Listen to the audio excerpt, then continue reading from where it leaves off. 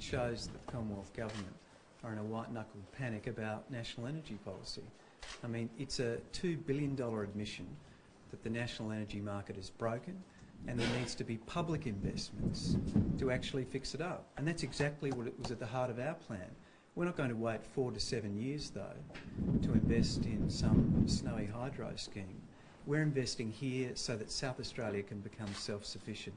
I've got to say, it is a little galling to be standing here next to a man that's been standing up with his Prime Minister, bagging South Australia at every step of the way over the last 6 months, to be standing here on this occasion, him suggesting that we want to work together.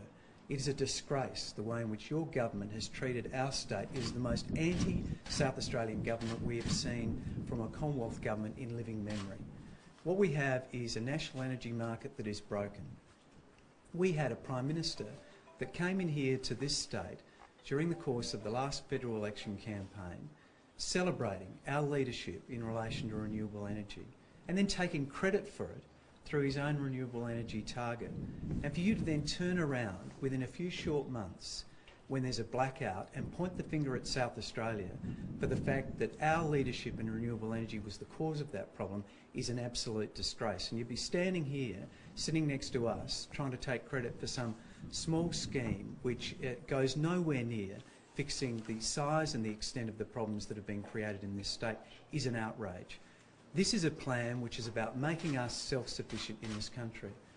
Let's just think about this $2 billion investment. It is going to be in 4 to 7 years' time. It'll probably only just pick up the natural growth in demand that will occur over that period of time. It barely will pick up the loss of power generation in relation to Hazelwood. What we've seen over the last few years in this country is about 5,000 megawatts of loss of installed generation capacity. And the reason we've lost that installed generation capacity is because of a lack of a coherent national energy policy. And the coherent national energy policy that almost every commentator is calling for is a price on carbon. Now, the Minister has just told you that we should await the outcome of the Finkel inquiry. Mr Finkel, in his preliminary report, recommended that an emissions intensity scheme was the cheapest and most effective way of sending the right price signals into the market to make sure that we get that new investment in generation in this country. And then Mr Frydenberg, who went out and actually promoted the emissions intensity scheme, was within a couple of hours cut down by his Prime Minister, and that was ruled out of Mr Finkel's review. So the first best solution that Mr Finkel was recommending and would otherwise have been in his review has been already ruled out by this federal government. So for the Minister to stand here and suggest that we should await the outcome of an inquiry that he has already nobbled is, to say the least, galling. Now, we know what Mr Frydenberg really thinks, and that is that he believes in an emissions intensity scheme. That's why he went out and publicly advocated for it. It must have been a source of humiliation for him to be cut down by his Prime Minister within hours of publicly supporting that scheme.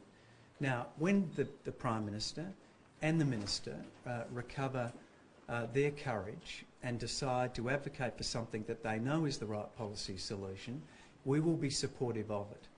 Now, the truth is that they know what the right thing is, we know what the right thing is, and when they recover their memory about what the right thing to do is, we'll be there ready to support them. Minister. So while I haven't finished, while this is a positive occasion here today, and I'm sad I had to break in on it and say this, it's the first occasion I've had the opportunity of standing next to Mr Frydenberg.